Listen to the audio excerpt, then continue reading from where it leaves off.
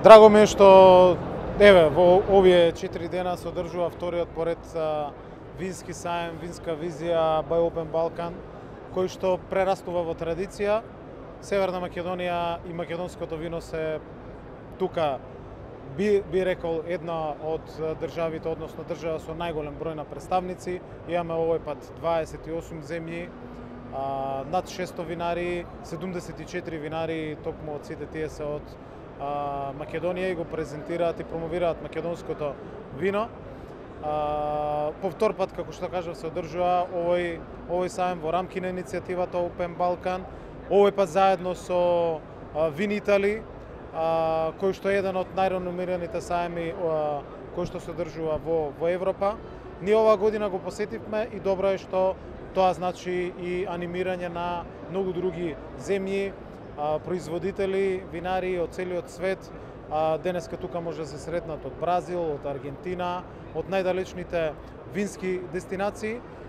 И тоа е добра можност за македонското вино да се промовира. Тоа е можност за нашите македонски винари да остварат контакти, состаноци, средби.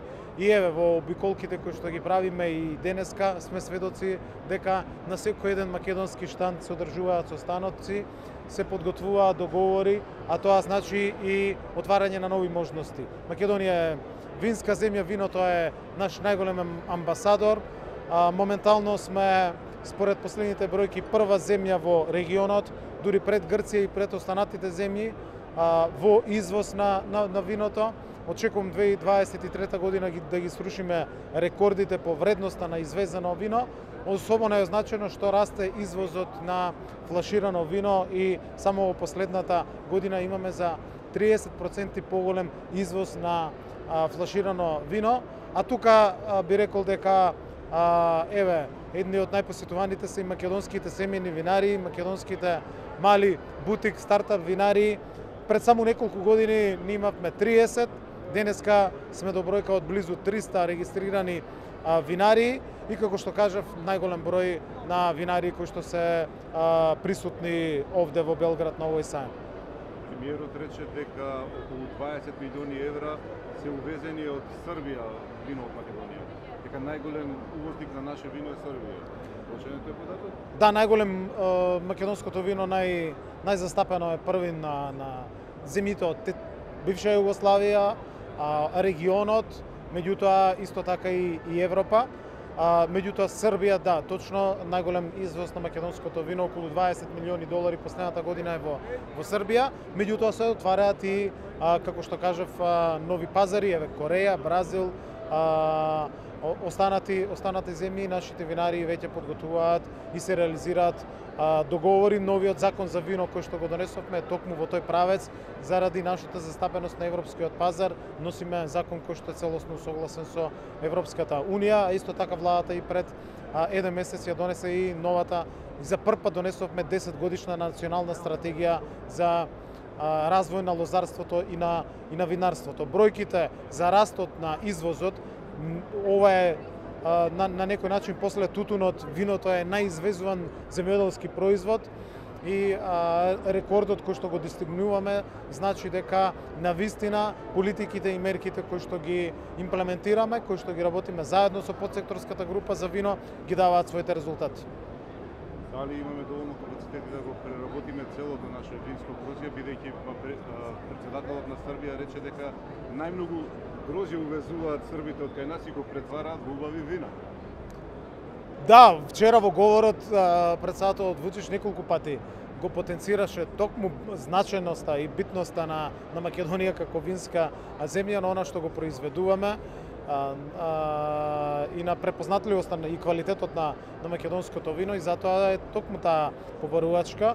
Ние, нашите капацитети моментално, ако земеме, се и дупло од тоа што го имаме грозје да може да биде преработено, и токму затоа треба да се стават сите капацитети во функција и политиките кои што ги спроведуваме да еве до крајот на месецот ќе склучиме нови близу 100 договори за нови стартап винари, близу 100 винари кои што ќе добијат грант од 10.000 евра за набавка на опрема, и тоа се пред се лозарите кои што произведуваат грозје и кои што ги мотивираме сега да истото го преработуваат, лесно да се регистрираат по измените на законот кои што ги направивме и да може да произведуваат вино, односно финален производ, и токму сите политики ги водиме во правец да произведуваме финален производ, и затоа токму оваа година последната, ако земете, за 12 милиони евра е зголемен извозот на флаширано вино, а паѓа извозот на наливно вино. Токму тоа што паѓа извозот на наливно вино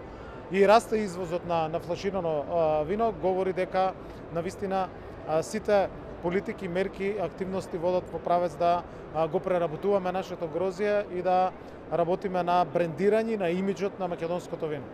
Дали за тоа може да се користат средства од ИПАР 3 програмата што сега почнуваме прво во регионот? Апсолутно, еве на последниот повик во ИПАР 2 кој што заврши пред месец дена, во мерката 3 за набавка на опрема, каде што ги ставивме на располагање последните 8,8 милиони евра од ИПАР 2, во што исто така сме лидери во регионот и во искористеноста. Најголем број на апликации дојдоа токму од винариите за набавка на опрема, и тие ги користат овие средства. ИПАР 3 секако дека исто така ги нуди можностите во мерките и за подигнување на насати, и во мерката за опрема, и винариите насекаде. Ја би рекол, нема винарија која што ја нема таблата на ИПАР, и од друга страна сме лидери во таа искористеност на ИПАР. Први во регионот го распишавме првите повици од ИПАР 3 и верувам дека еве сега ги сублимираме бројките. Повторно ќе имаме голем број на винари кои што ќе аплицират, но исто така и на лозари кои што ќе ги обновуваат наследите. Впрочем, нашиот фокус во националната стратегија за лозарство, ние си го поставивме, е до 2033 година да постигнеме одредени цели, како што се например 4% од вкупното произведено вино да биде органско, 30% да ги обновиме насадите, за 5% да ги зголемиме новите насади, за 15% да ги зголемиме туристите кои што ги посетуваат нашите винари и вински патишта, за 50% да зголемиме вредноста на извезеното вино во флаша, и верувам дека овие бројки и пред 2033 ќе ги оствариме. Благодарам. Благодарам.